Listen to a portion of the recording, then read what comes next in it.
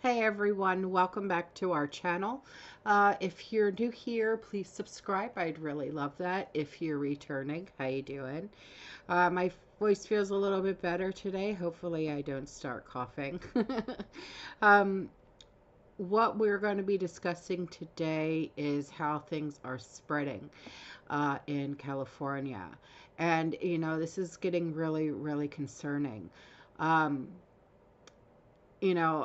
I read a lot of your comments yesterday, and you're saying, oh, this is not wildfires, there's no such thing as wildfires, and the people of California deserve this.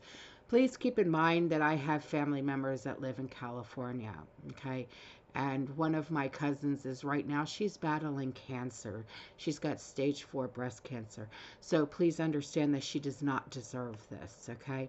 And she lives in West Hollywood, California. So, please understand that, I really want you to think before you comment, okay?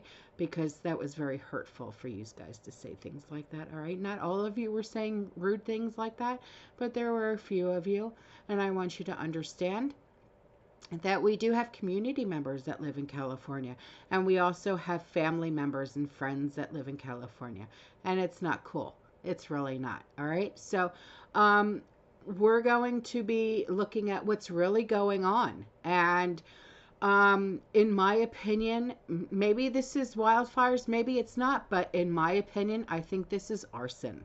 I really do. I think this is arson. And was it started by like a campfire? Probably not. I think this is just morons expressing their assholeness, and I really think it's arson. I really do. So this right here, okay, that I'm going to be showing you, this is LA. Yeah, and it's really sad. Sucks, really. Now, nearly 100 people in a senior center are being evacuated as they are rushed across roadways due to the extreme fire that's making its way. And so, please keep all of these people in your prayers, our elders, okay? Because these people, they can't fend for themselves, okay? They're literally bed bound or they're wheelchair bound. They can't breathe on their own. They need assistance in every way just in order to live some sort of normal life. So that's what is going on here, and it's really, truly sad.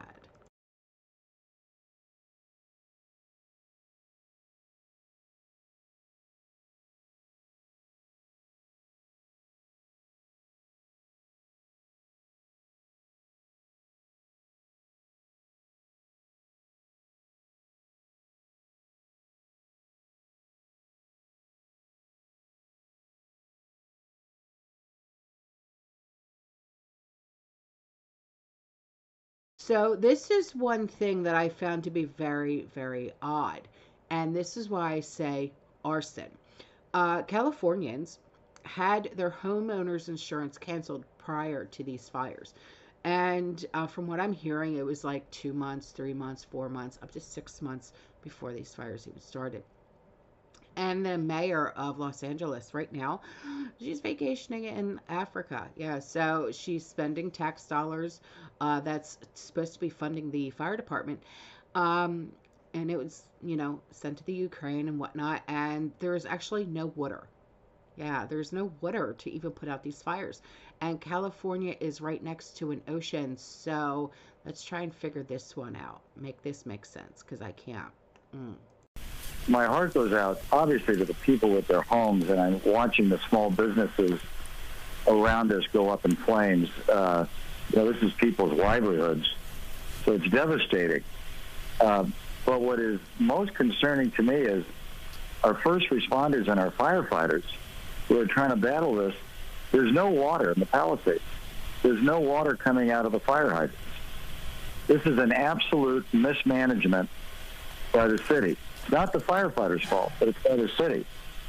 And I'm going to be very honest. We've got a mayor that's out of the country, and we've got a city that's burning, and there's no resources to put out fires. So if you look at your pictures, you don't see the firefighters there because there's nothing they can do. And it looks like we're in a third world country here. Mm-hmm. And we've got a lot of tough questions that we need to ask the mayor and the city council and our representatives and the county representatives. Why didn't you work to mitigate this?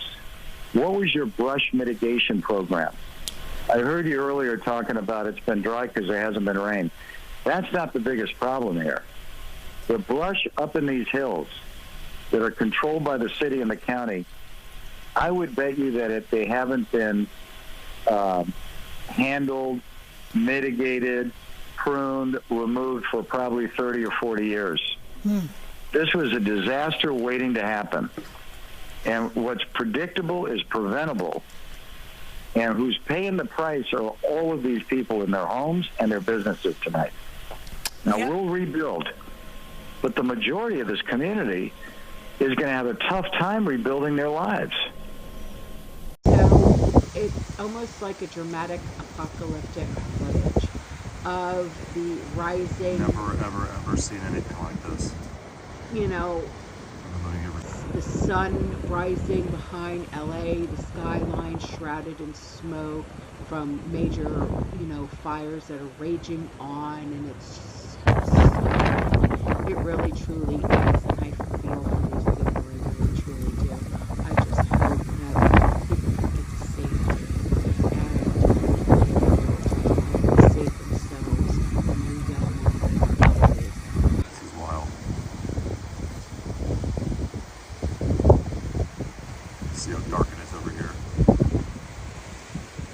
This is where the Eaton fire is, over in there.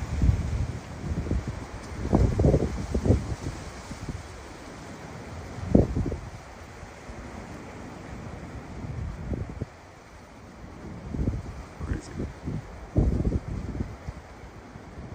And it really didn't have to be this way. It really didn't.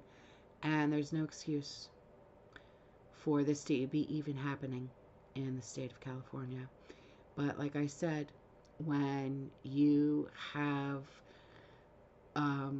idiots abroad who like to play with matches, this is what happens.